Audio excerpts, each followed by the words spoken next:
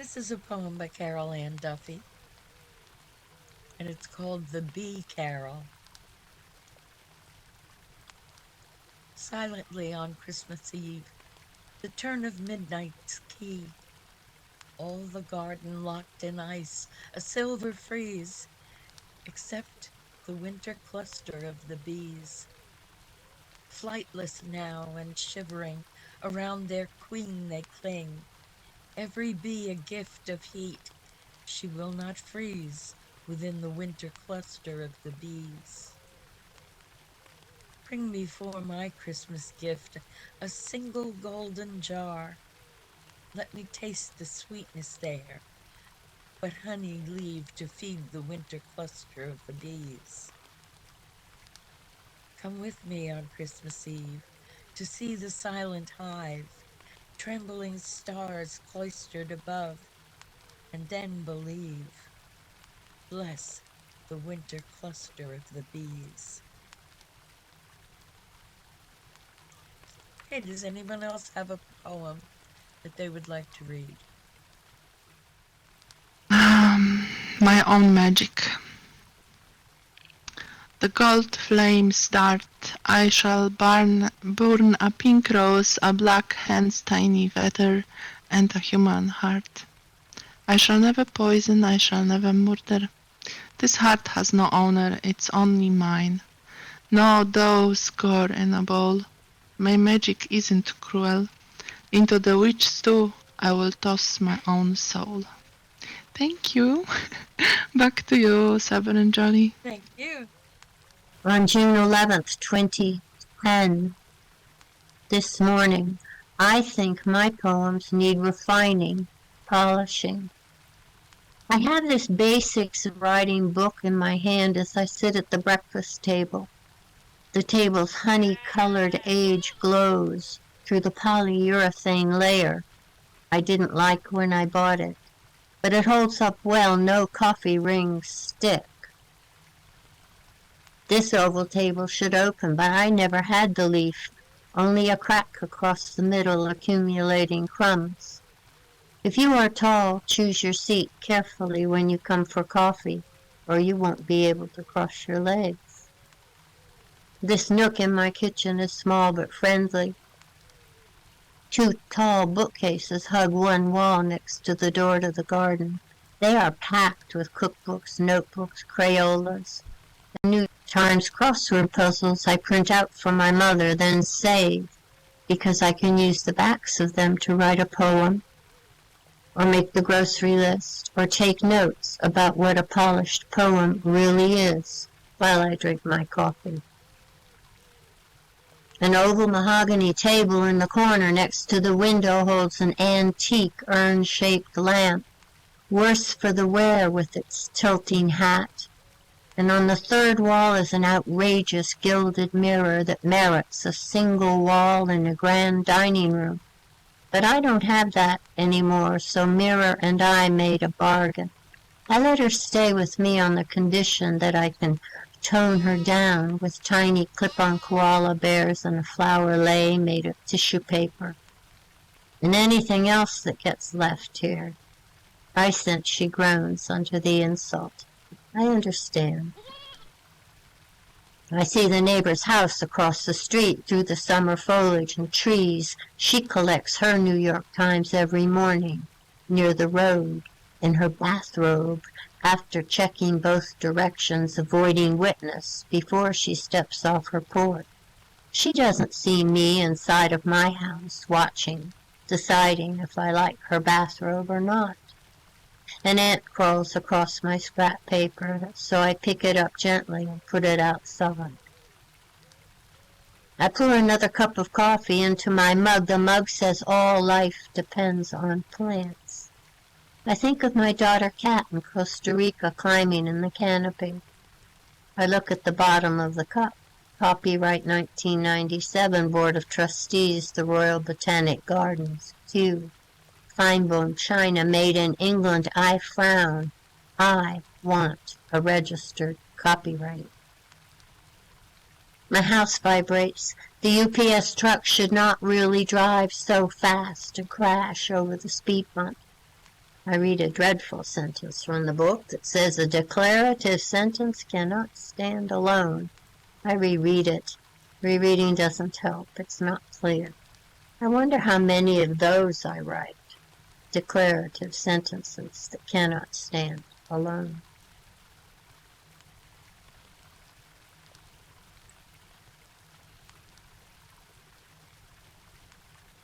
Thank you, Leslie. Cześć Megal, ten event jest po polsku, tak? Nie jest po polsku, tylko po angielsku, także jak chcesz jakiś wiersz, to mi wklej, przeczytam. That was to my friend who doesn't really understand really much English. You don't know, guys, that aside of English, German, Russian, I speak also Polish a little bit. And I just spoke in Polish. But I will read a poem from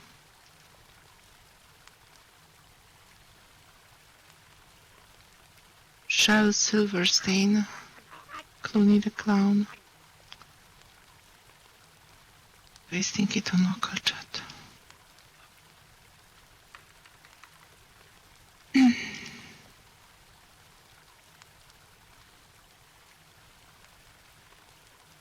I will tell you the story of Clooney the Clown, who worked in a circus that came through town.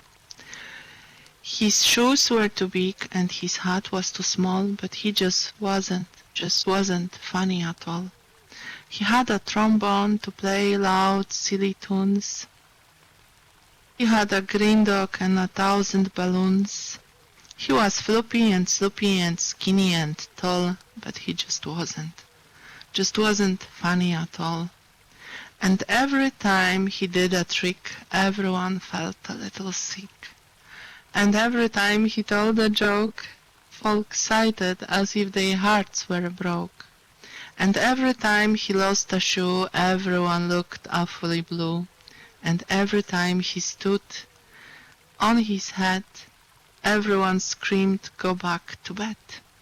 And every time he made a leap, everybody fell asleep. And every time he ate his tie, everyone began to cry. And Clooney could not make any money, simply because he was not funny. One day he said, "I will tell this town how it feels to be an unfunny clown." And he told them all why he looked so bad, and he told them all why he felt so bad. He told of pain and rain and cold, he told of darkness in his soul. And after he finished his tale of who, did everyone cry? Oh no, no, no. They laughed it until they shook the trees with ha-ha-has and hee-hee-hees. They laughed it with hoes and yells and shrieks. They laughed it all day, they laughed it all week. They laughed it until they had a fit. They laughed it until their jackets split. The laughter spread for miles around to every city, every town, over the mountains, across the sea, from Saint-Tropez to Mont-Saint-Denis. And soon the whole world rang with laughter, lasting till forever after, while Clooney stood in the circus tent with his head dropped low and his shoulders bent, and he said, "That is not what I meant. I'm funny just by accident." And while the world laughed outside, Clooney the Clown sat down and cried. Thank you so much, Jolly. And back, please read Neruda. Okay. I don't have a Neruda pulled up for now. I will for the next one, okay? Okay, thank you so much. You're welcome. This one is, since we're coming up on the winter solstice, this is Toward the Winter Solstice by Timothy Steele. Let me put it in chat so people can translate it if they need to.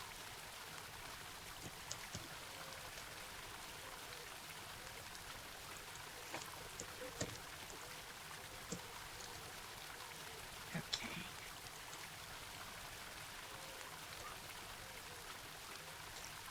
Although the roof is just a story high, it dizzies me a little to look down.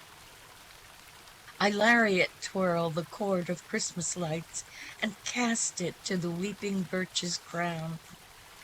A dowel into which I've screwed a hook enables me to lift, reach, lift, drape, and twine the cord among the boughs so that the bulbs will accent the tree's elegant design. Friends passing home from work or shopping pause and call up commendations or critiques. I make adjustments. Though a potpourri of Muslims, Christians, Buddhists, Jews, and Sikhs, we are all conscious of the time of year. We all enjoy its colorful displays and keep some festival that mitigates the dwindling warmth and compass of the days. Some say that LA doesn't suit the Yule, but UPS vans now, like magi, make their present-laden rounds while fallen and they go too fast on Leslie Street. The UPS vans now make magi make their present-laden rounds while fallen leaves are gaily resurrected in their wake. The desert lifts a full moon from the east and issues a dry Santa Ana breeze. And valets at chic restaurants will soon be tending flocks of cars and SUVs. And as the neighborhoods sink into dusk, the fan palms, scattered all across town, stand more calmly prominent, and this place seems a vast oasis in the Holy Land. This house might be a caravansary. The tree, a kind of cordial fountainhead of welcome, looped and decked with necklaces and cinctures of green, yellow, blue, and red. Some wonder if the Star of Bethlehem occurred when Jupiter and Saturn crossed. It's comforting to look up from this roof and feel that, while all changes, nothing's lost. To recollect that in antiquity, the winter solstice fell in Capricorn, and that in the Orion Nebula, from swirling gas, new stars are being born.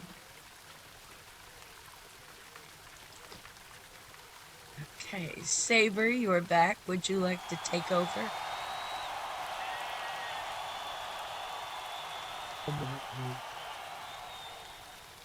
What? Just a minute. Okay, I'm gonna have to turn your voice up. Or do you have the mic away from your face? No, it's there. In the right place. All right, and I gotta turn you up.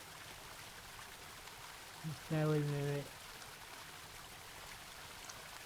All right, I have I to can look. read. Any particular Neruda that you want? Yeah, some love poem. Anything but Well, love you know the poem. one I love to do, but you might be tired of that. No cat's dream and no dog died, please. I love cats and dogs. All right. But if you don't have, I can pass you. I have, I think, No, all Neruda I have a whole Okay. folder of Neruda Okay. poems. Okay. The This Age is- Poetry Arrived is nice poem. I would love to hear it too. Pardon me? You could read 2 poems of him. Because I never hear you. Okay, sometimes you Yes, read you do. Neruda, You've but heard me read this a bunch of times. okay, good. Then one bunch more, please. I love this poem, and I can sort of read part of it in Spanish, so I like it a lot.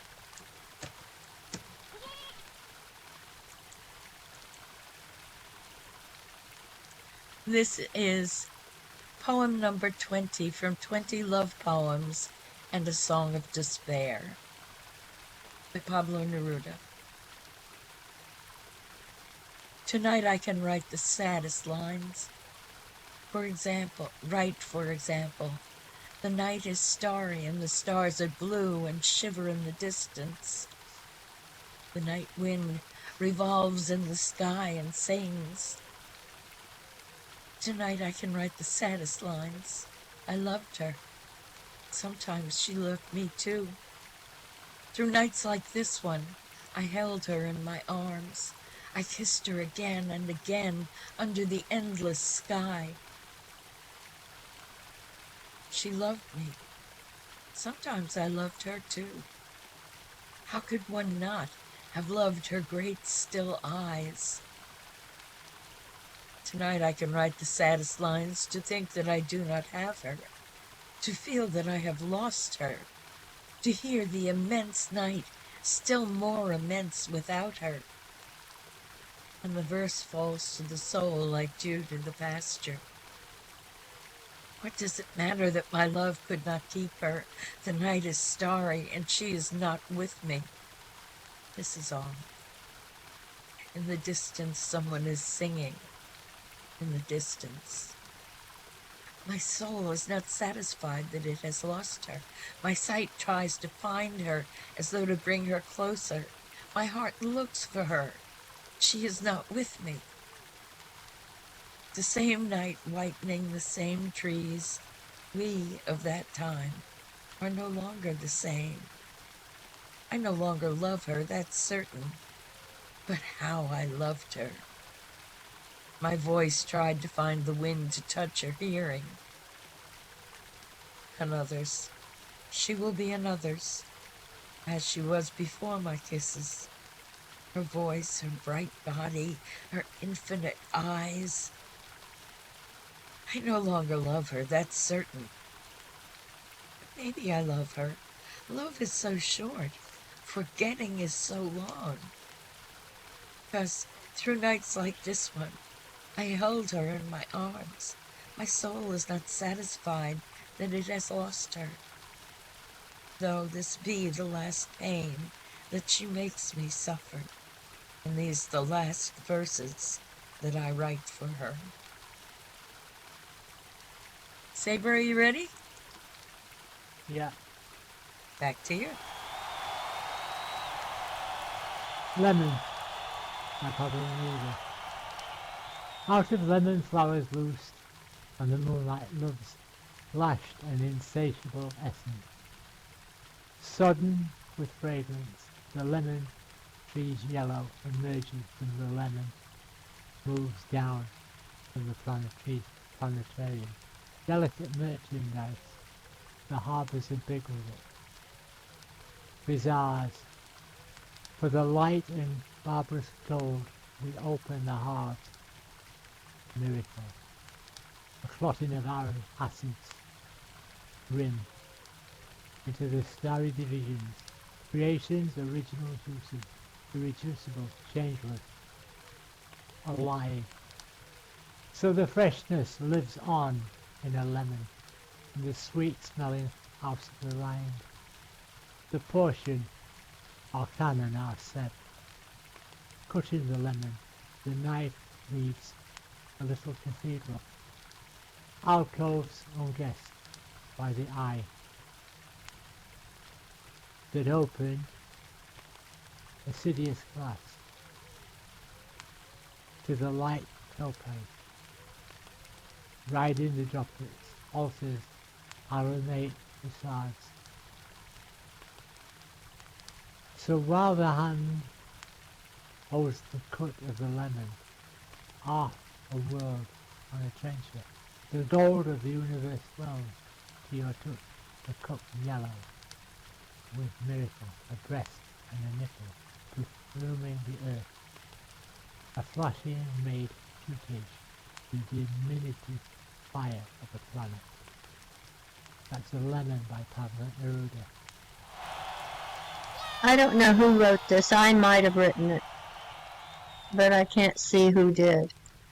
I have to. Anyway, I'm going to read this poem because it's called Pablo Neruda, the hardest poet for me to read.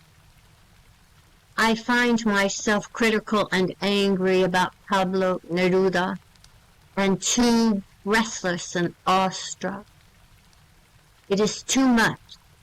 His words are like fingers that plug the holes in my heart, and I stop reading, or my voice will break, expose me. I love him but hate him for saying all the things in me, for already writing all of my poems better. Does anyone know who wrote that? Not I have me, to, not me. I Sounds like have to something you could have written. I think it It was you was that wrote that. nice one, but I don't We've know. heard you I read it before. can read something too. Okay, Nathan, the mic is yours. Something I wrote myself, surprisingly, because I am not always like having a days to write, and especially poem in English. This one is called Chilled Dreams. Childhood dreams, oh what a blissful scheme, where reality and fantasy gleam, in a world where unicorns roam free, and chocolate rivers flow to the sea, where castles and clouds touch the sky, and dragons soar, and butterflies fly, in the land of make-believe, where every wish we do receive, a happy childhood dreams so grand, in our hearts forever they stand. Thank you. I can read. Okay.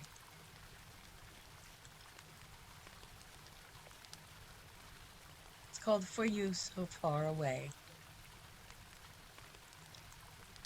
By day, so far apart. Jolly, Jolly, Yes, there is nothing on local chat. there is what? There is no poem on local chat. Put it in my Oh, I chat. put it in Sabers by mistake. I'm sorry. Duh.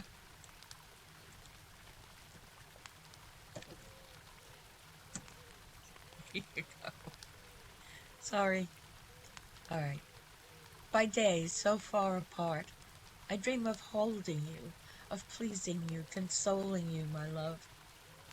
By night, the distance fades, our bodies join as one, and finally we consummate our love. But then, who is to say which is real, which is not? My heart believes that both are true for us. We are both flesh and soul. Awake we are apart, but our souls soar in carnal dreams of love. And the Neruda.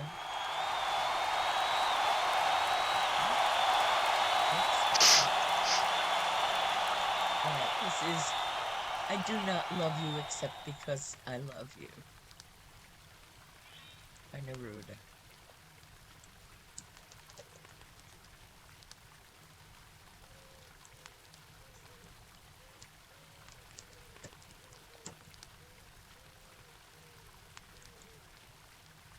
I do not love you except because I love you. I go from loving you to not loving you, from waiting to not waiting for you. My heart moves from cold to fire. I love you only because it's you, the one I love. I hate you deeply, and hating you, bend to you, and the measure of my changing love for you is that I do not see you, but love you blindly. Maybe January light will consume my heart with its cruel ray, stealing my key to true calm. In this part of the story, I am the one who dies, the only one, and I will die of love because I love you, because I love you. Love in fire and blood. Back to you, Saber.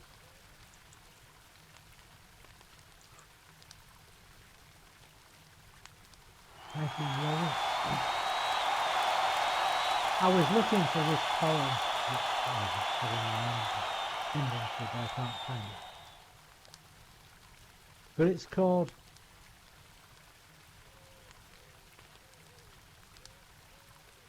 Lover for Someone Special.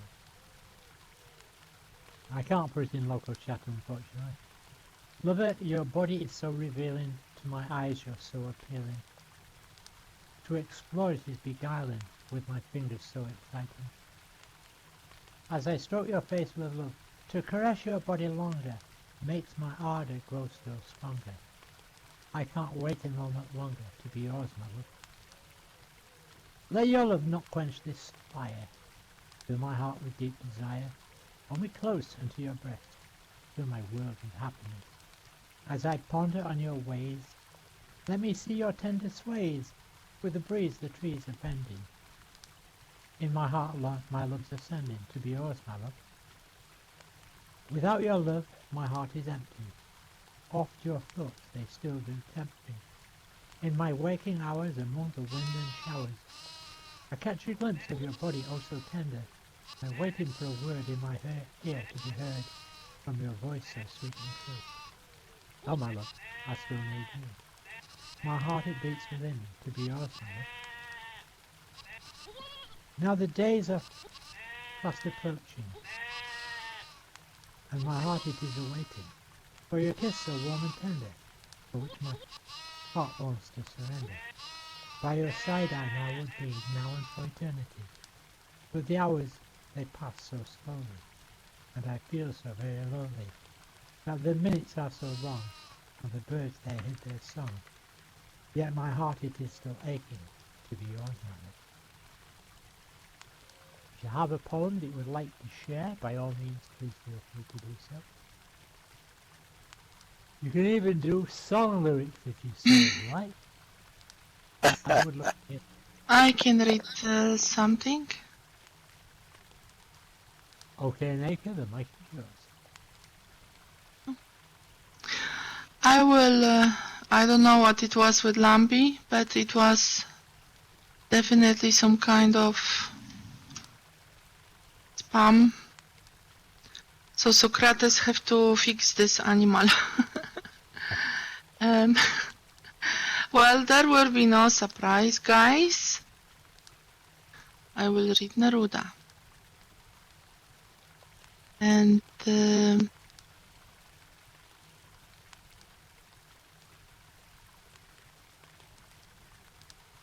I will read Sonnet 17.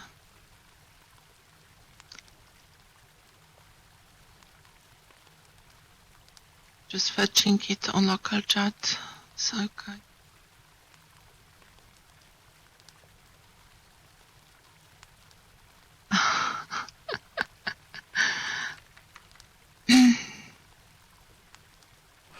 Hello everybody.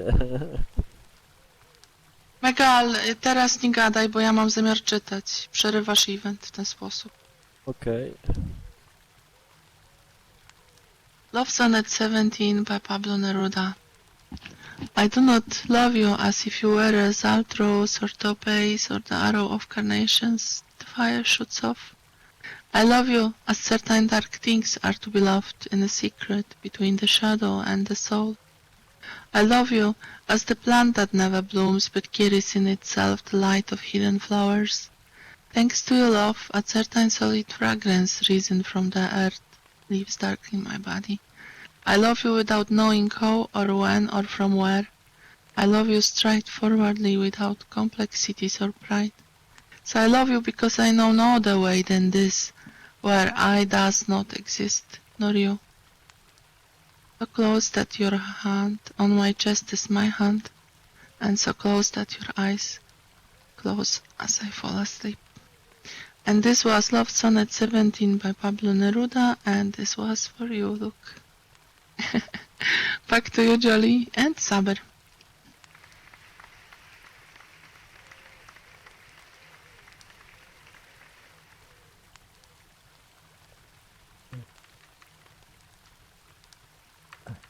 My angel,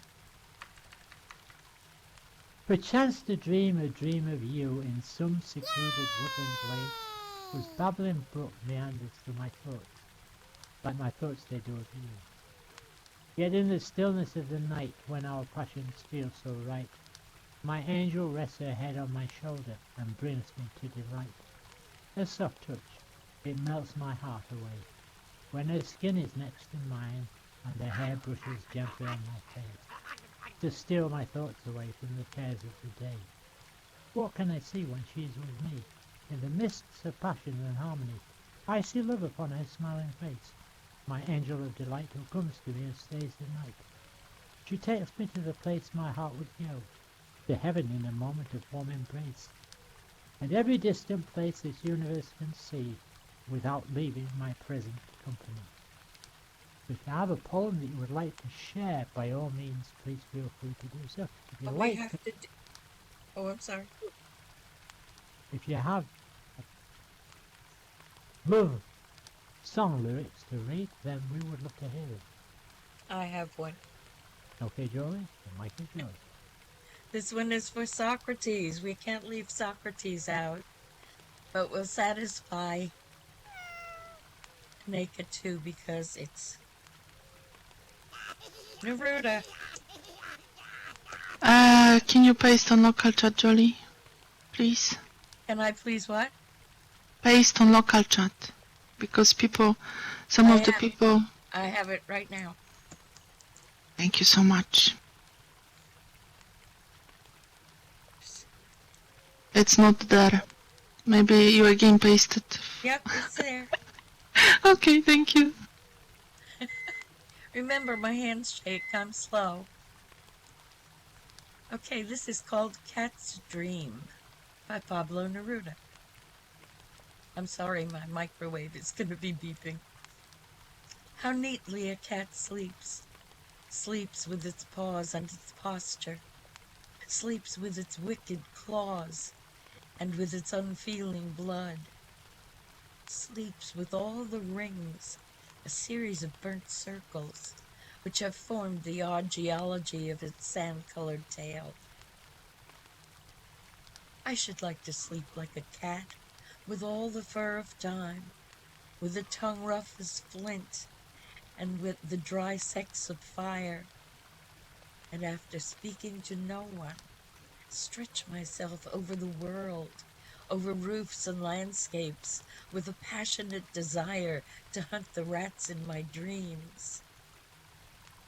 I have seen how the cat asleep would undulate, how the night flowed through it like dark water, and at times it was going to fall or possibly plunge into the bare, deserted snowdrifts.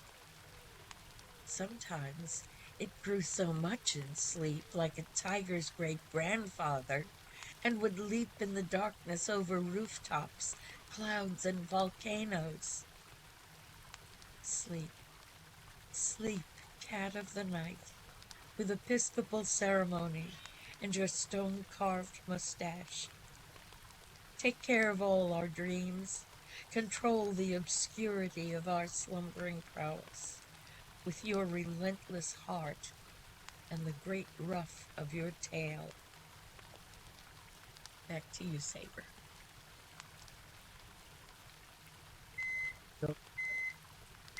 There was a beep. Yeah. If anybody has a poem that they would like to share, we would like to hear it. You don't have to do I could read a poem, but it is in Polish and I don't have a translation to English. Got it request, I don't know if I can do it. If you guys fine with that. Okay, the mic is yours. Are you fine with that? Yes. Okay. Okay, good. So I will read this one.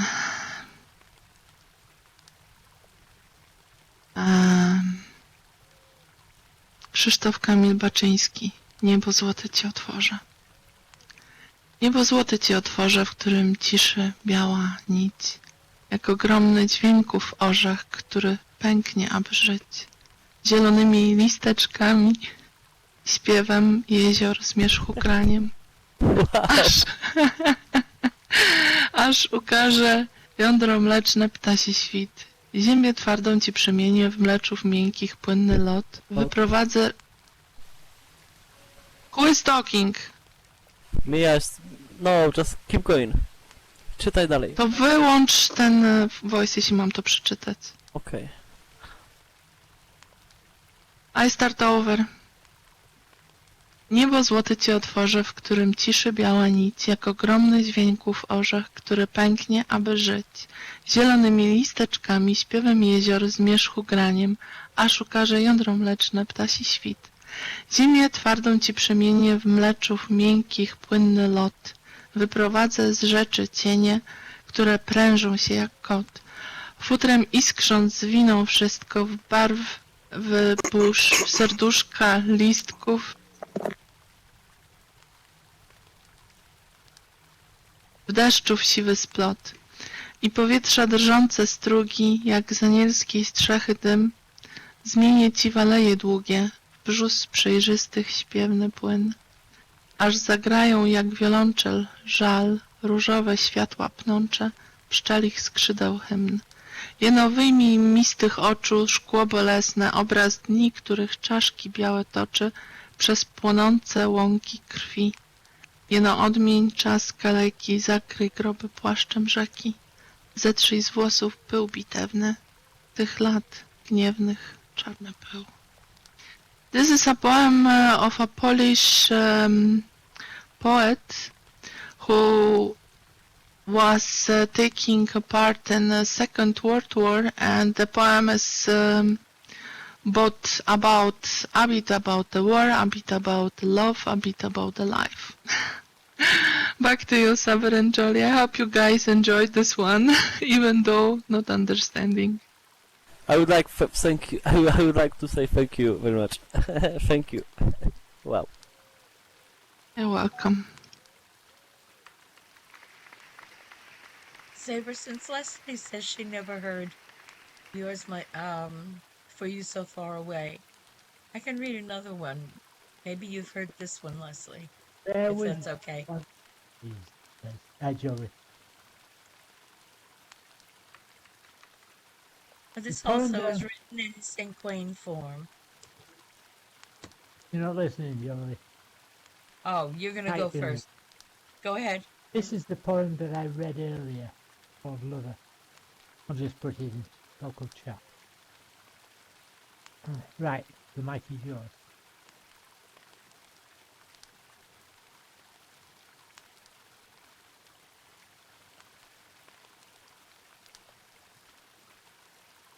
Jolie, you can read now, if you like. Helps to put the mic on, huh? Exactly. Yours, my love. My heart is yours, my love. I place it in your care. Trusting your sweet love, it shall be safe. My eyes are yours, my love. Gaze in and see my soul, and you will know my love is deep and true. My flesh is yours, my love, to please and satisfy your needs. In passion and at rest, I'm here. My soul is yours, my love. Our spirits soar as one, in faith and understanding for all time. My life is yours, my love. My dreams depend on you to be here for eternity with me. I'm yours, my love, to share your joy, your pain, your life. Blessed by God and wed in spirit, we're one. Back to you, Saber.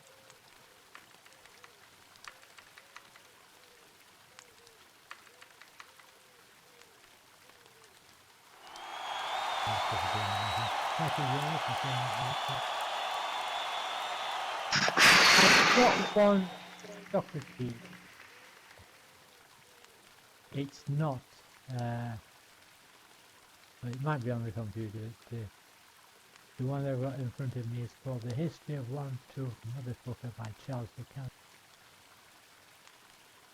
He came to the door one night, wet, thin, beaten and terrorized, a white cross-eyed tailless cat.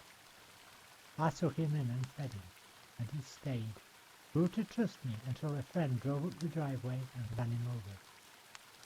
I took what was left to the vet, who said not much chance. Give him these pills, his backbone is crushed. But it was crushed before and somehow mended. If he lives, he'll never walk. Look at these x-rays, he's been shot. Look here, the pellets are still there.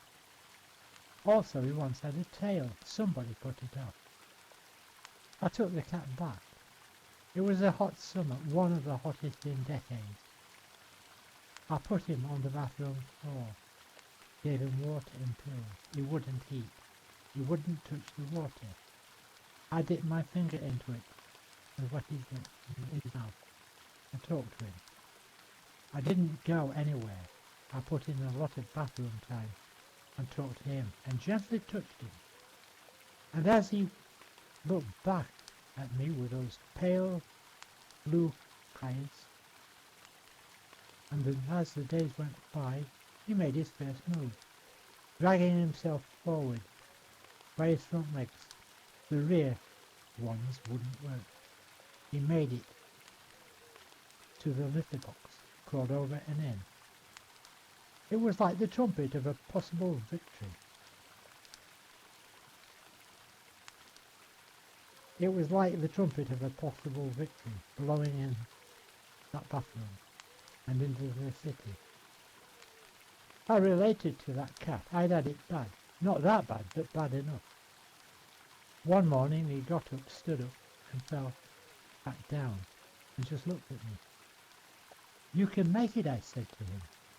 He kept trying, getting up, falling down. Finally, he walked a few steps. He was like a drunk. The rear legs didn't want to do it. And he fell again, rested, then got up.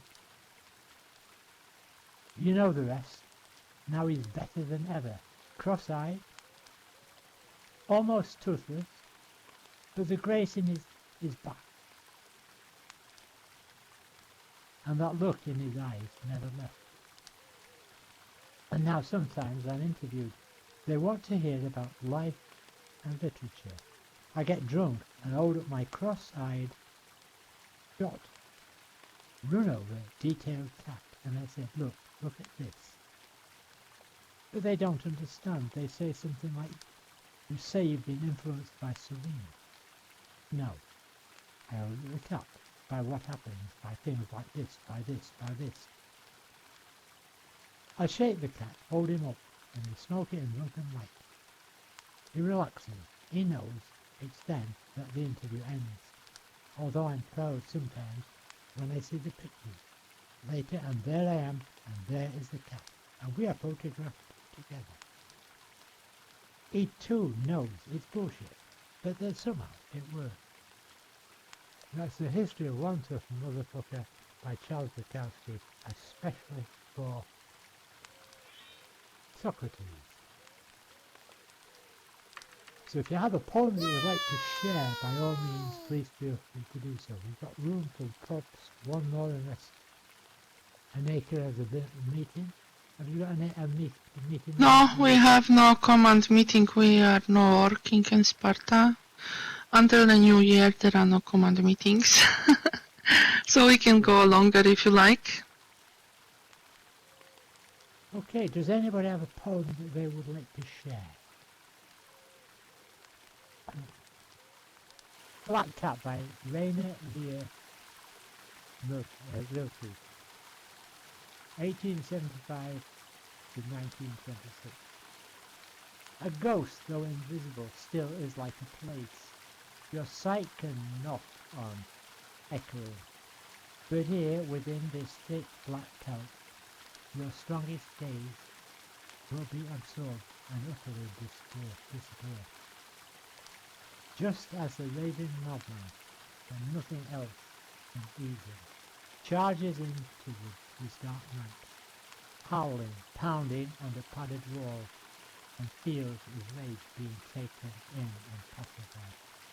She seems to hide all looks that have ever fallen into her, so that like an audience, She can look at them over menacingly and sullen, and go to sleep with them. But all at once, as if awakened, she turns her face to yours, and with a shock you see yourself tiny inside the golden amber of her eyeballs, suspended like a prehistoric life. So if you have a poem you would like to share, by all means, please feel free to do so. Next reader, please.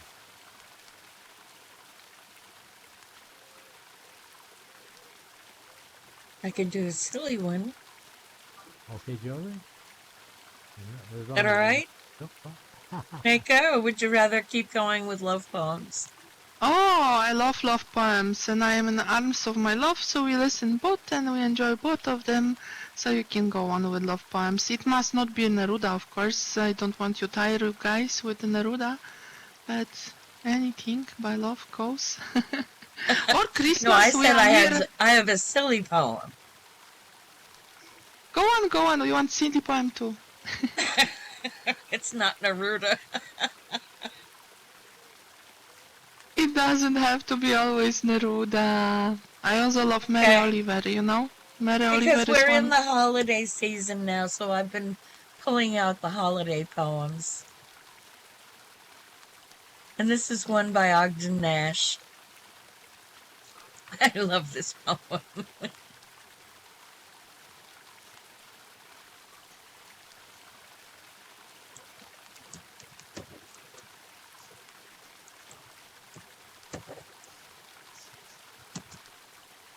Okay. This is The Boy Who Laughed at Santa Claus by Ogden Nash. Put it in my IMs, Jolie. Oh, it's supposed to be.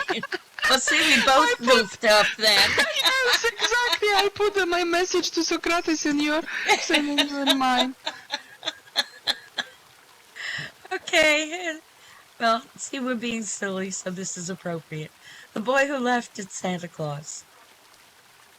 In Baltimore, there lived a boy. He wasn't anybody's joy. Although his name was J.B.'s Dawes, his character was full of flaws. In school, he never led his classes. He hid old ladies' reading glasses. His mouth was open when he chewed, and elbows to the table glued.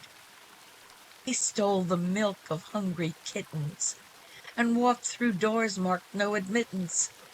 He said he acted thus because there wasn't any Santa Claus.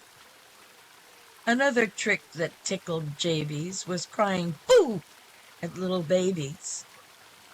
He brushed his teeth, they said in town, sideways instead of up and down.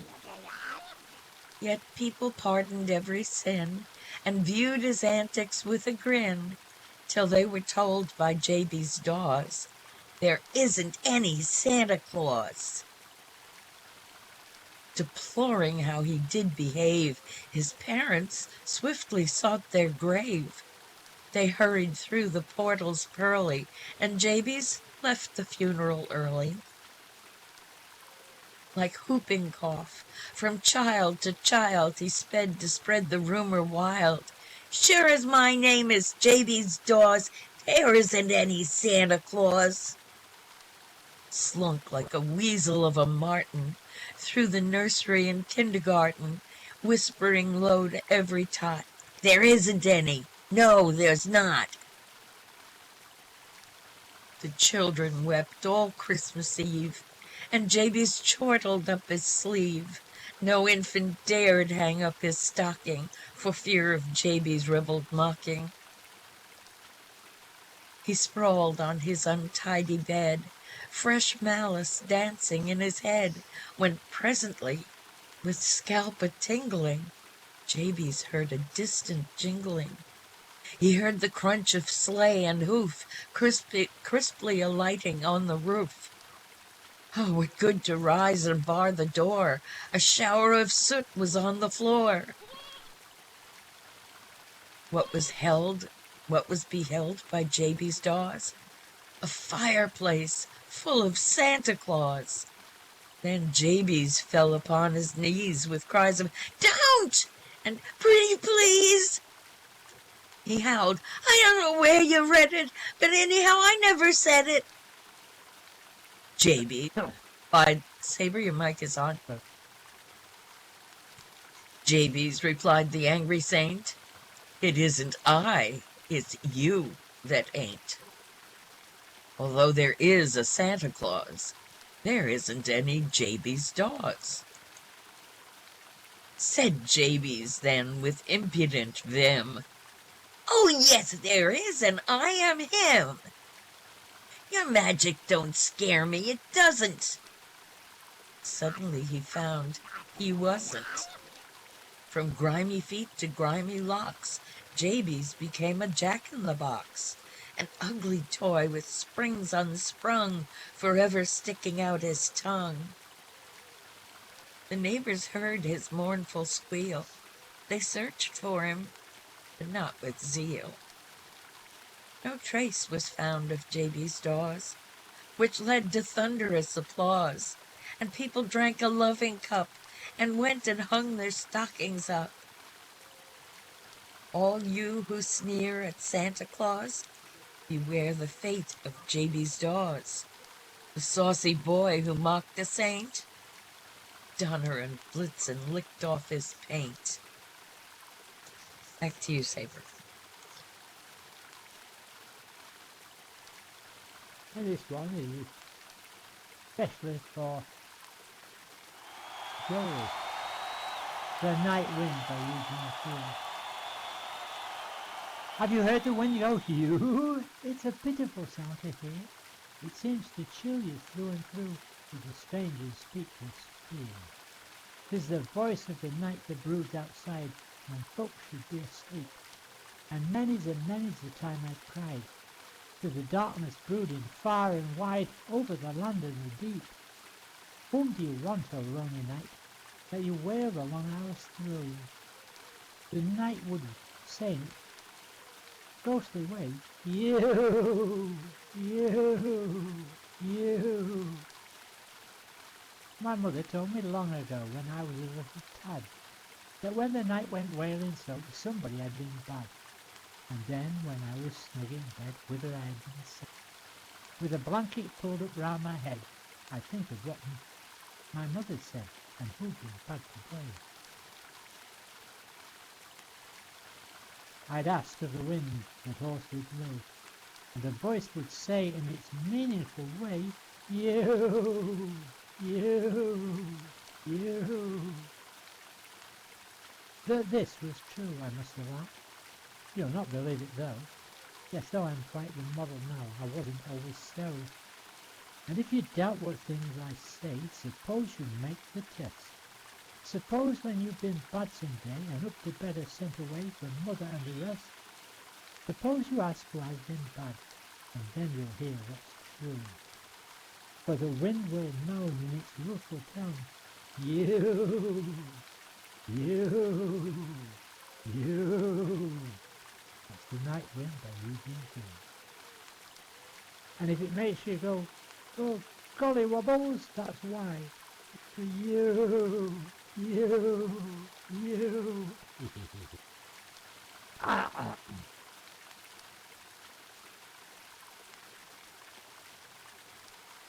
Okay. Thank you everyone for joining us. Stay safe, have fun, enjoy the rest of your Sunday. I hope I will see you at the Hotel Chelsea later today. Not sure who the featured reader is this week, but I know who the featured reader is next week, and that will be Joey.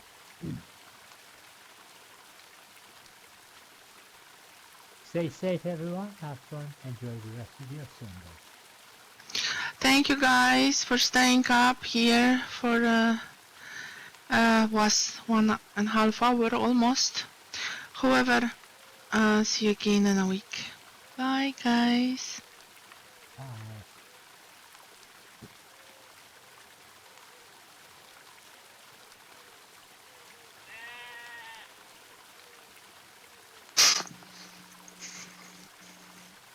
Thank Okay, I have to run and get out of my toga and get into some jeans, I think, for the art circle. So I'm gonna run. Bye-bye. If